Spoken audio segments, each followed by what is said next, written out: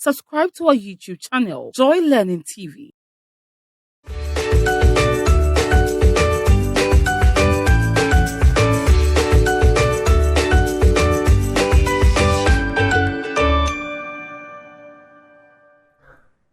Hello and welcome again to another session of Senior High School on Joy Learning Television. I am Pabi Albert, you can call me Pius, and I'm so glad to come your way with a lesson in physics for Senior High School 2. We are going to look at energy. We started something some time ago on energy, and this lesson will also focus on energy, where we will move into work. And so we would quickly start looking at energy, and we're going to look at mechanical energy. Mechanical energy. We were able to look at the forms of energy, and we said we could get kinetic, we could get potential, and we had a list of a number of them, and like kinetic and then potential energy. Today we're going to look at a combination of the two, kinetic and potential energy, which we call the mechanical energy. So, what is mechanical energy? It is energy possessed by a body due to mechanical work done on the body. Energy possessed by a body due to mechanical work done on the body. So we are saying mechanical work has been done on the body. Now we're looking at both position and velocity or speed or motion. So mechanical energy comprises of one, kinetic energy. Kinetic energy, and then two, potential energy. So whenever we talk about mechanical energy, then you're talking about kinetic energy and potential energy. Let us look at what kinetic energy is. So subsequently, I'm going to use KE to represent kinetic energy. So what is kinetic energy? And then we are saying it is the energy a body possesses, or the energy a body has. Instead of saying possesses, we say the energy a body has due to or by virtue of its movement. When a body is in motion, when a body is moving, the energy the body has is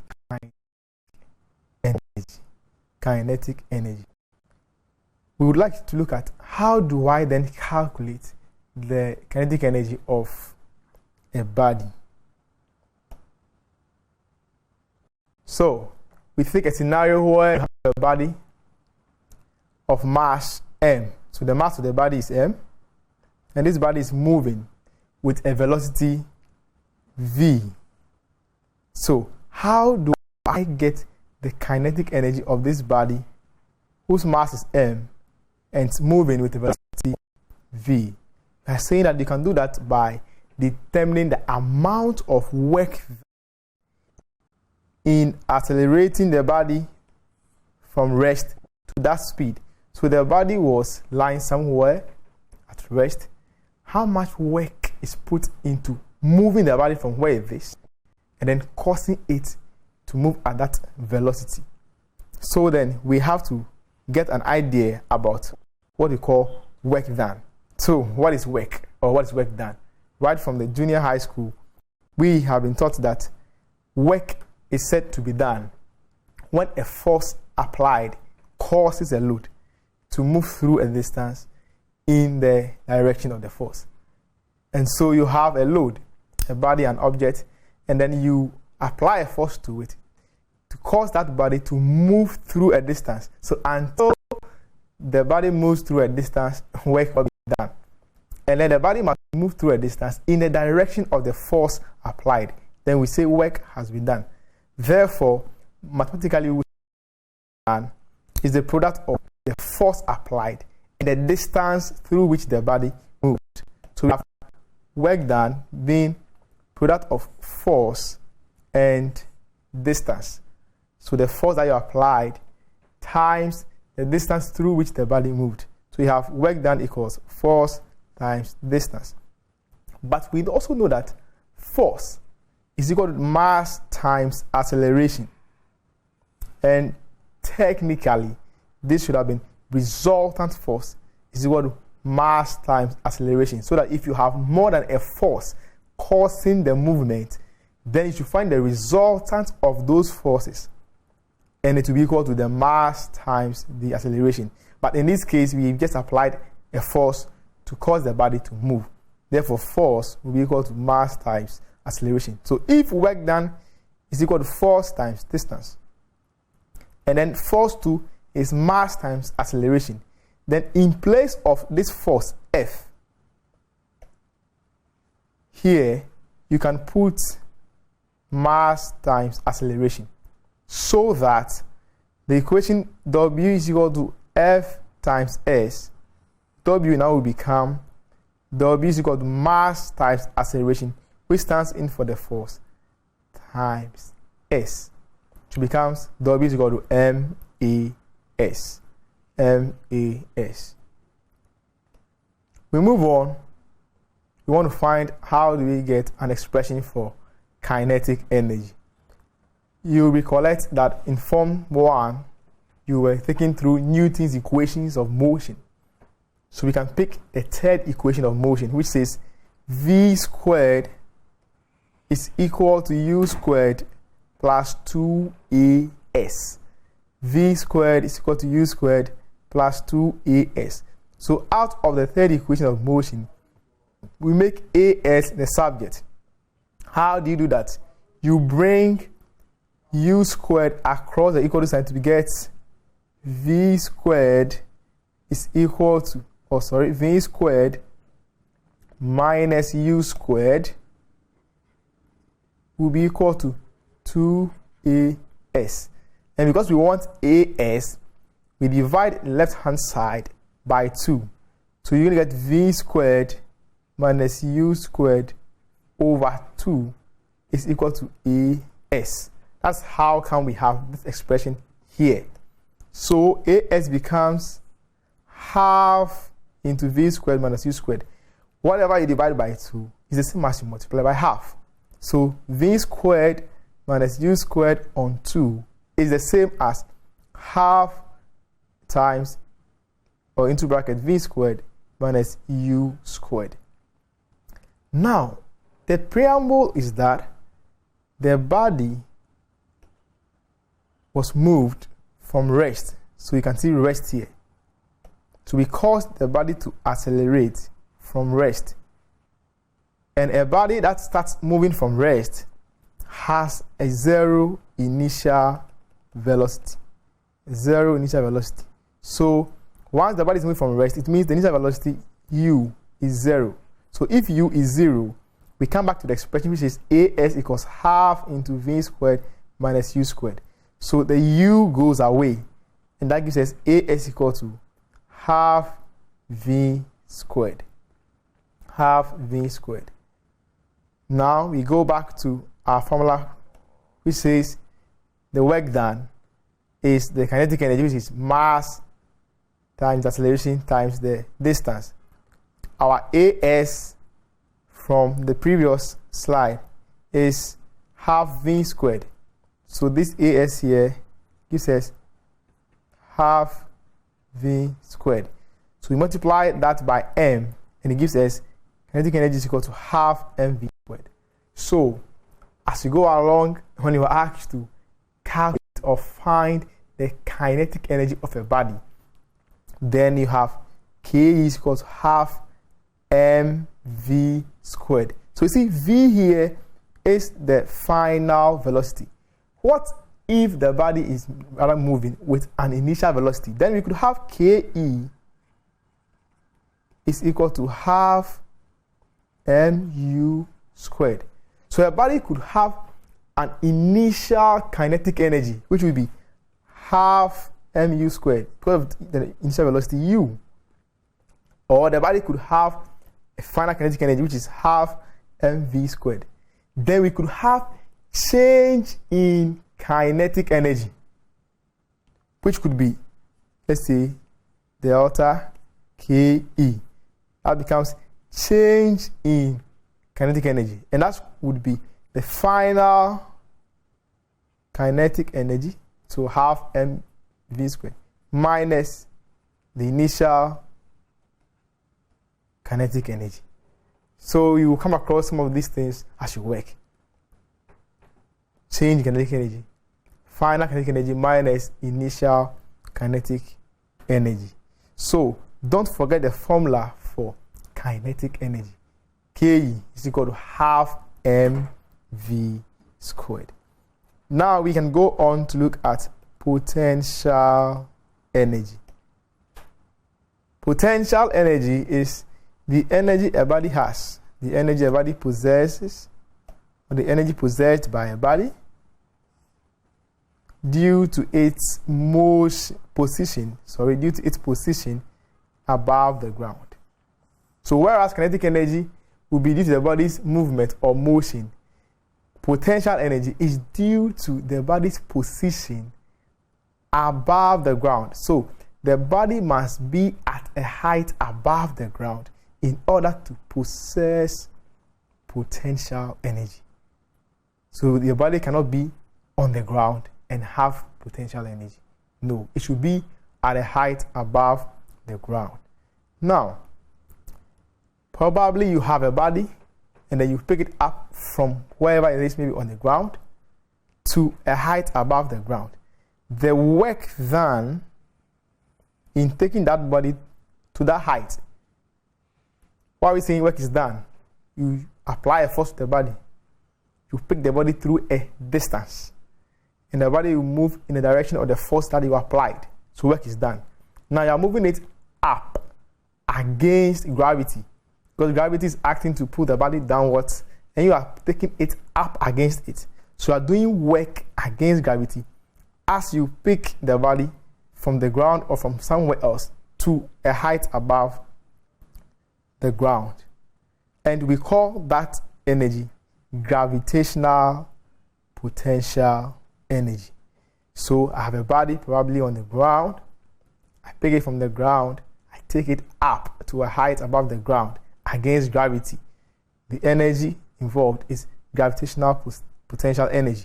Or it could be that the body is at a height and I take it from that height to another point below, but not on the ground. That one too, I have gravitational potential energy. So the work done in taking a body to a height against gravity or from a height to a point under gravity, that work done is also called gravitational potential energy. So we pick this scenario. We have an object of mass m, and that object is lifted from the ground level to a height h above the ground.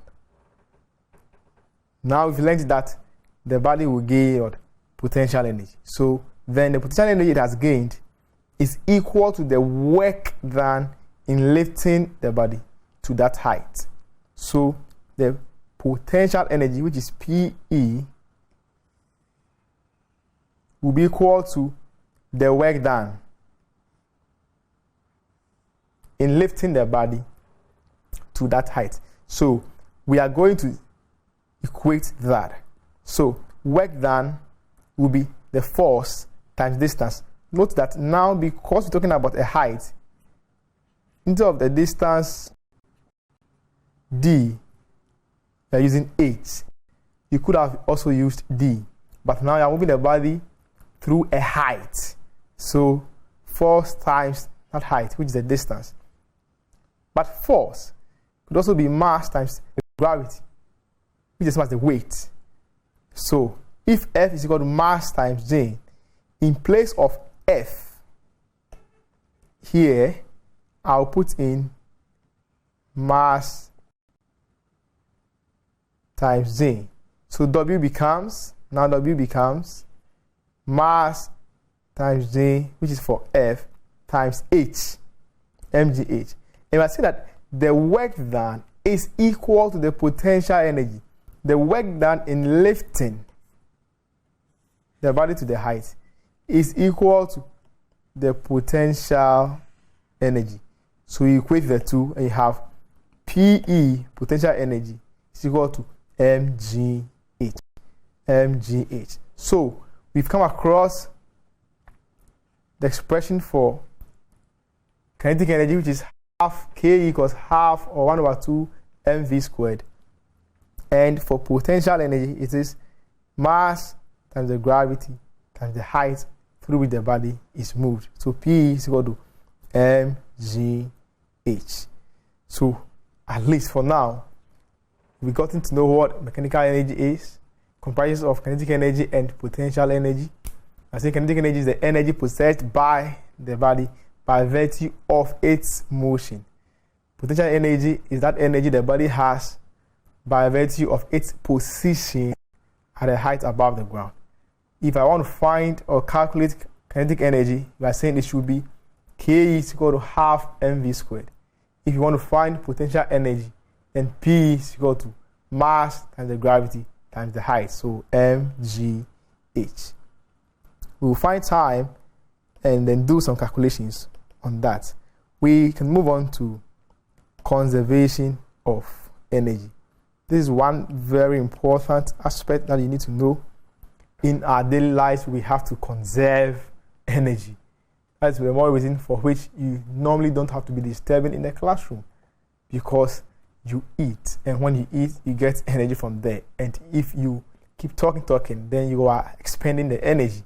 And so, how do we conserve energy? And when we say conservation of energy, what do we mean? Now, there is the law of conservation of energy, which I am sure most of us are familiar with. It says energy can neither be created nor destroyed, but can only be transformed from one form to another. So it's telling you and I that we can't create energy, we can't destroy it. It can't happen that energy will just vanish and disappear. You cannot find it again. No. But then the energy can be changed. That don't mean by it can be transformed, so it can be changed from one form, from one state to the other. So maybe you were so weak, you couldn't really talk. Then by God's grace, you got some food to eat. Then all of a sudden, you started talking a lot. Now you've been able to get some energy from the food, chemical energy. And now you are transforming that chemical energy into the sound energy by talking.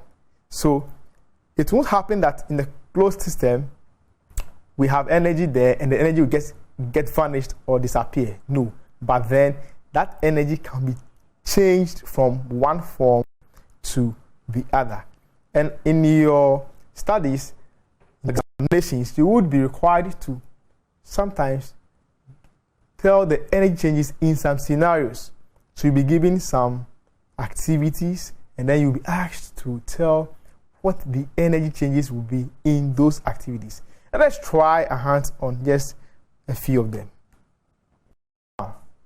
It says, when an electrical circuit made of a battery, a bulb, and a switch is closed, we should outline the energy changes that take place. So, I'm sure you know what we call an electrical circuit. The circuit is made of bulb, a switch, and a battery. So we could have probably a battery, and then a switch. So let me just put a switch close to it. Then we connect that to a bulb.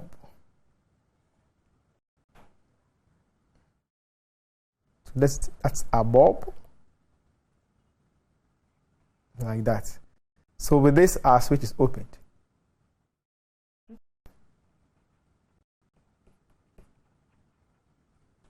That's our switch, which you can also call a key. And these are bulb or a lamp. If we should close the key, then I shall have this and that. So I've closed it. What happens? They expect the bulb to light. It should come on. What are the energy changes? what is causing the bulb to light up, to come on? One, we have something in the battery that is helping the bulb to come on. The battery is made of chemicals, simply. So the first thing we have is the chemical energy. So we have chemical energy.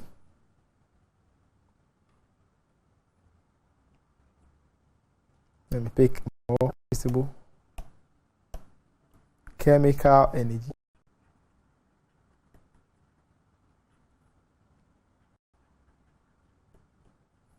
From the battery.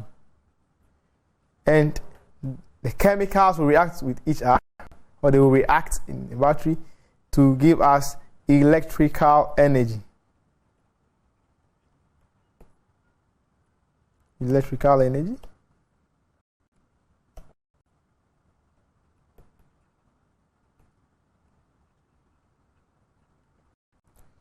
Then that electrical energy will be used by the bulb to light up, turning it into light energy. So light energy.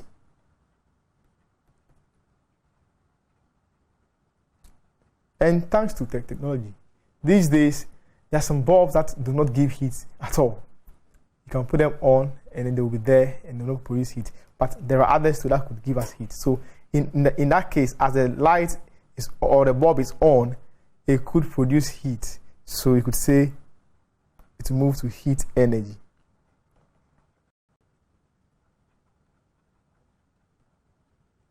Good. So for this activity, we have chemical energy from the battery being transformed or converted to electrical energy, and now also being changed into light energy and then heat energy. So other books could tell you light energy plus heat energy. So probably as the bulb stays on, it produces some heat. So when an electrical circuit made of a battery, a bulb, and a switch is closed, engine. Simply put, an IC engine. What is an internal combustion engine? Usually it's an engine where we say internal combustion. Combustion is burning. So burning takes place inside, within a compartment called with the cylinders, inside the engine. So an example like a petrol car. Then we say the car uses petrol. It means what burns within the engine for the car to be able to move. And it takes place, whatever you call it. So we start with that one. What we have petrol is chemicals. So we start with chemical energy. So chemical energy. So you go to buy some petrol, you put it in the petrol tank, you put on the engine. What happens? Some of the petrol gets the engine. For what? Once you have heat energy, it means that two or more things will start taking place. That energy will transfer to some other parts of the engine compartment. So you're going to get some movement taking place. And then those parts that will be moving will also be at a position. So ideally, you're going to have kinetic energy, you're going to have potential energy taking place there. But you can't really differentiate or take the two apart. But we know that kinetic energy, potential energy, they make mechanical energy. Then once we have some movements taking place in there, you're going to hear sound of the engine. So that goes as sound energy. So this heat energy, then to mechanical energy, moving parts here and there, then sound energy. Sound energy. Let's look at maybe probably a last example.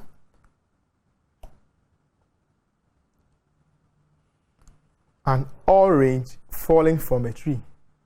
That looks so simple, but it's not that simple. So we have an orange on a tree falling. So what will be its energy? It will have potential energy. So we have potential energy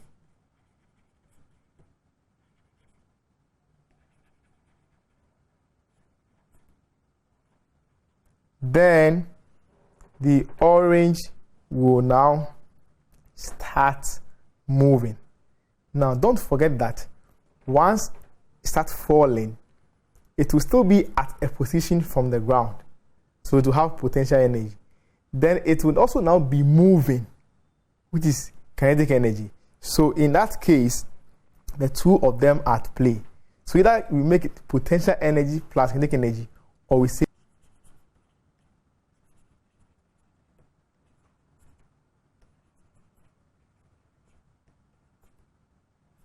then just before the orange gets to the ground, almost all the height from the ground is just gone. So it will now have kinetic energy. On how long it makes contact with the ground, we expect that at least there should be some heat being produced. So we can say sound energy plus heat energy.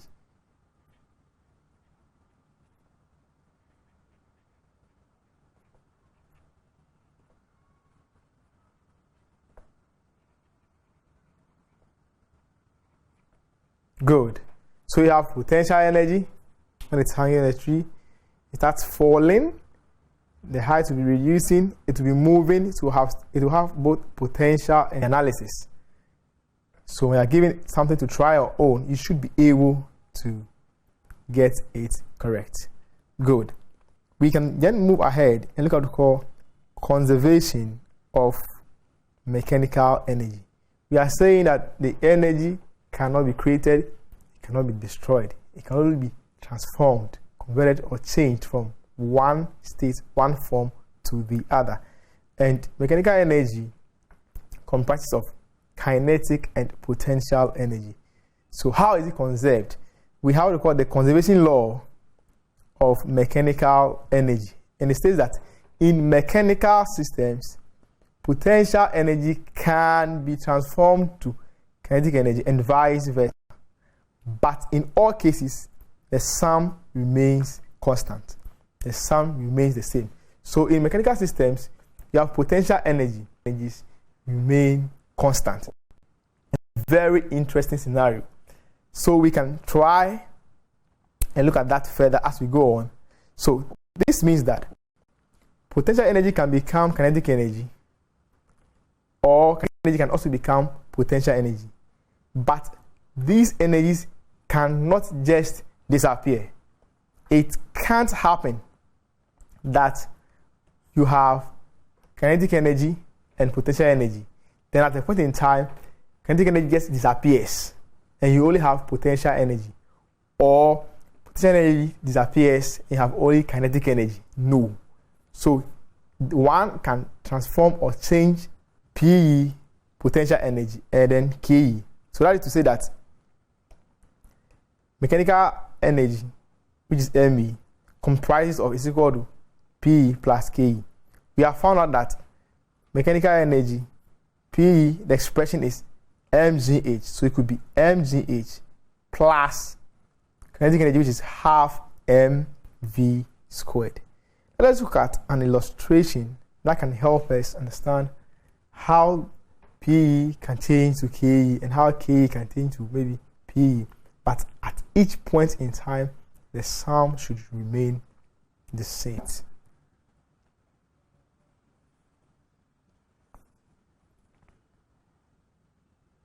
We can have a body at this height. Right at that height, this body has potential energy. Don't forget that we are saying that body will have potential kinetic energy. At each point in time, one can be equal to the other. One can transform or change to the other.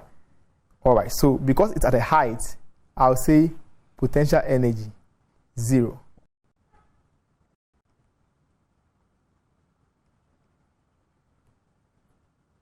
But both of them will give us mechanical energy. Now, as the body starts falling, so let's say halfway through the fall, the body is somewhere here. It will have potential energy. Why? Because it will be at a height halfway, and it means that P will be equal to kinetic energy, and then KE2 will be equal to PE, and both of them will give us mechanical energy. So if mechanical energy is equal to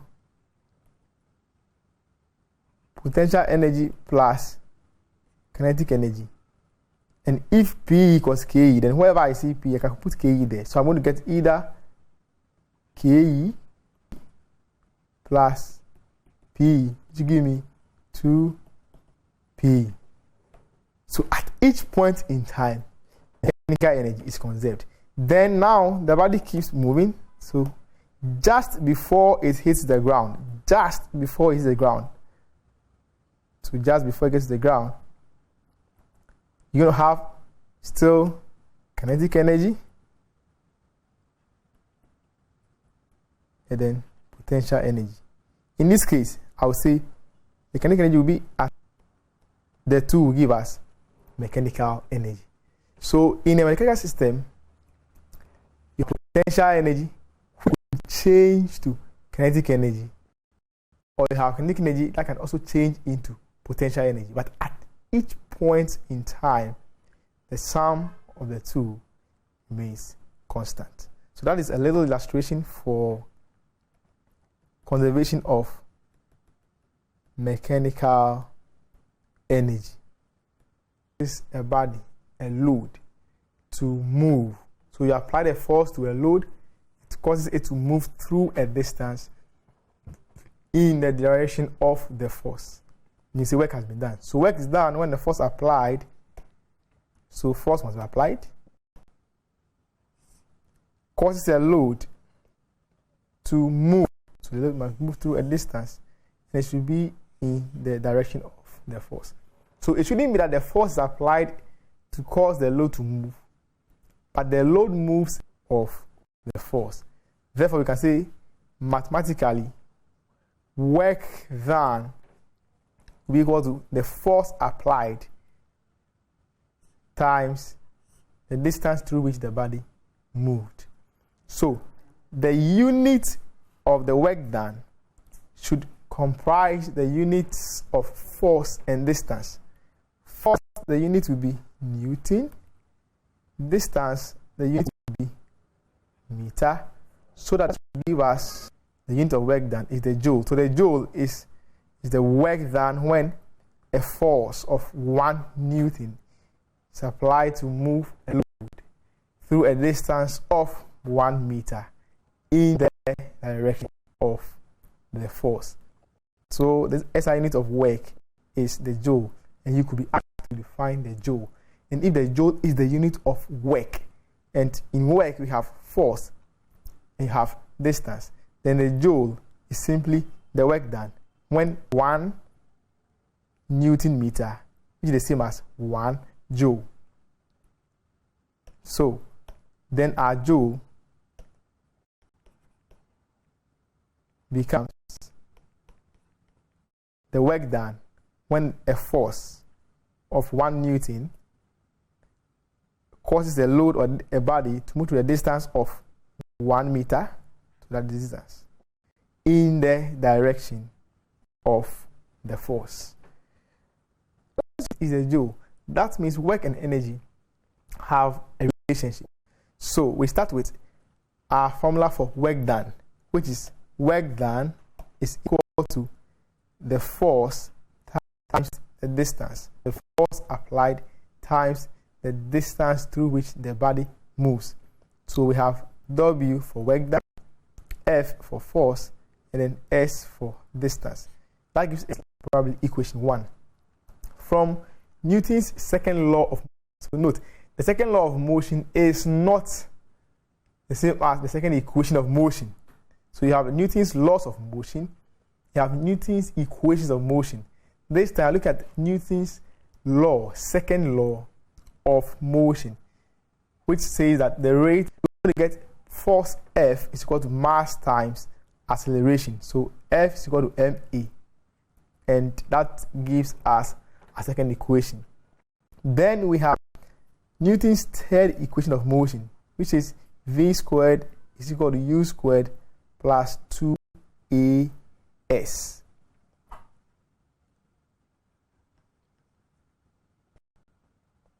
We make s the subject from the third equation. So that means that I'm getting v squared minus u squared like this, equal to 2as. So if I divide both sides by s, because I'm making s the subject, it means s will be equal to v squared minus u squared over 2a. That becomes our third equation. We put the third equation, the second equation, all of them into the first equation. Note, the first equation says W is equal to F times S. We know F to be ma. So wherever I see F in this equation, ma will come there. S2 is this expression, v squared minus u squared on 2. So W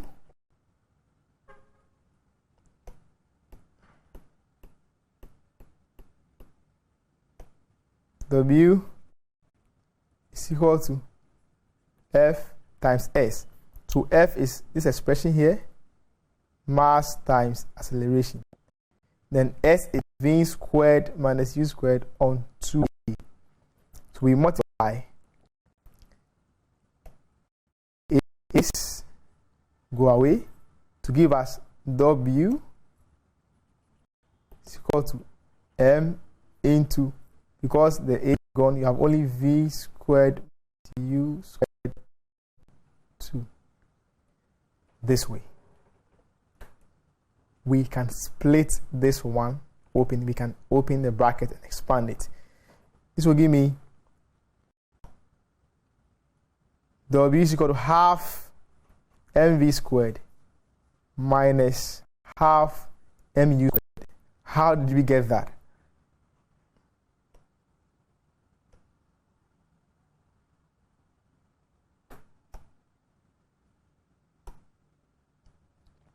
We had W is equal to m into v squared minus u squared over 2. The m will multiply what I have in the bracket to get W is equal to, you have m times v squared minus m times u squared all over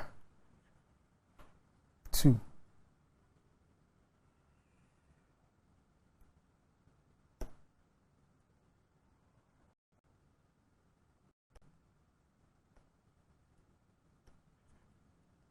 If I split that, I'm going to get equal to mv squared over 2 minus mu squared over 2. You can see that this mv squared on 2 could have been half mv squared. So W could be 1 over 2 mv squared. And this could also be over 2 mu squared. That is how can we have this. So W equals half mv squared minus half mu squared. Now we can see that half mv squared is final kinetic energy. So this whole expression is final kinetic energy. And then half mu squared is initial kinetic energy. So final kinetic energy minus initial kinetic energy. That gives us change in kinetic energy. So we could say that work done is equal to the change in kinetic energy of a body. The work done is equal to the change in kinetic energy of a body.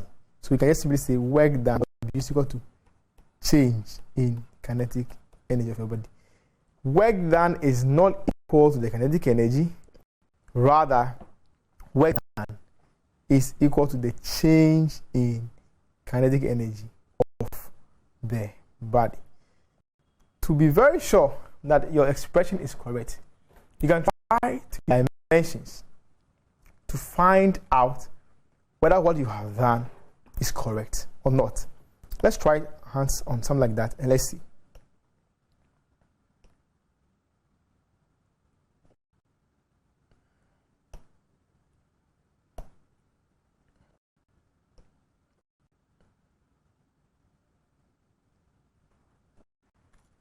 So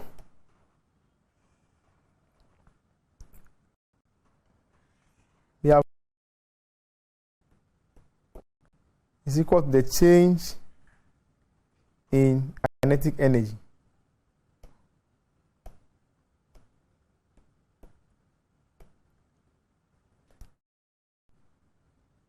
W is equal to half mv squared minus half mu squared. What you have on the left hand side, you want to find a dimension. So W, work done is force times distance. So force times distance. The dimension for force. So you have to recollect what you have done long ago. In Form 1. Force is mass times acceleration. So the dimension for force will include dimension for mass, which is m. Then dimension for acceleration, L t minus 2 times the distance, which is L. We put that together, you're going to get m L times L. So 1 plus 1, 2, so L squared and T minus 2. That becomes the dimension for the left hand side. Then for the right hand side, you have to find the dimensions for half mv squared and then half mu squared. Don't forget that half or 1 over 2 are dimensionless constants. So we can't find their dimensions. So we pick the dimensions for mv squared. So if I pick mv squared, now what is the dimension? M is mass, so m. V is final velocity. So the dimension of velocity will be Lt minus 1. But it is squared, so squared. And that will give you m L squared T minus 2. Then we can find the dimension for mu squared.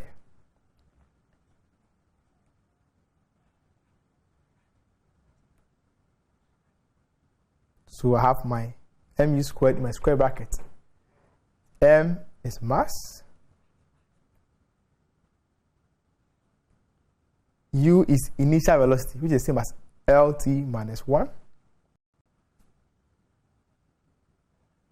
squared. Now give us m L squared T minus 2. Bravo. That's a good one there. So from what I have here, for my left hand side of the equation, the dimension is m L squared T minus 2. For my right hand side of the equation, the first term, dimension is m L squared T minus 2. And then the next term, the dimension is also m L squared T minus 2. Because each term on both the left and right hand side of the equation or equal to sign has the same dimensions, mlt s squared t minus 2, ml squared t minus 2, ml squared t minus 2, then these are expressions which is W work done equals change in kinetic energy is dimensionally correct. So we are so sure that indeed the work done is equal to the change in kinetic energy. So you see the beauty of what you are studying. We have a knowledge dimension somewhere to make us so sure that whatever we are doing is either correct or not. And so we derive the equation. We find the dimensions to ascertain as to whether we are on the right track or not. And it has proven to be true. That is the beauty of what we are studying. So you should be able to reconnect whatever you have learned, borrow the knowledge, transfer it here to do all that you want to do. So as we bring the lesson to a close, we've been looking at energy, started with mechanical energy that comprises of potential energy and then kinetic energy. We looked at their definitions, and then we looked at the formula to find kinetic energy and then to find potential energy. Then we were able to look at work done. We defined work done as when a force causes the load to move to a distance in the direction of the force. Then we looked at the formula for work done. Force times distance. We looked at conservation of energy. Energy can neither be created nor destroyed, but can be transformed, changed from one form to the other. Then we're able to look at some energy changes. Now we looked at mechanical energy conservation. Looked at the law of conservation of mechanical energy, telling us that potential energy can be changed to kinetic energy and vice versa, but at every point in time, the sum of the two remains constant. Then we took a deeper look at work done. We've been able to look at how work done relates to the energy. And we are saying that work done is equal to change in kinetic energy. Then we saw a little of dimensions. I would like to leave you with something to try on your own. What would be the energy changes as a carpenter hits a nail into a slab of wood? So you have a carpenter, probably he picks his hammer, picks a nail, he tries hitting the nail into a slab of wood. What will be the work done in that case? What will be the work done in that case? So, it's good to come your way again with this lesson, and I pray you have enjoyed yourself. I hope to see you another time with another interesting physics lesson. Albert Anepavi is my name. You can call me Pius. And as I always say, keep doing what you have been doing and be consistent. It's bye-bye for now.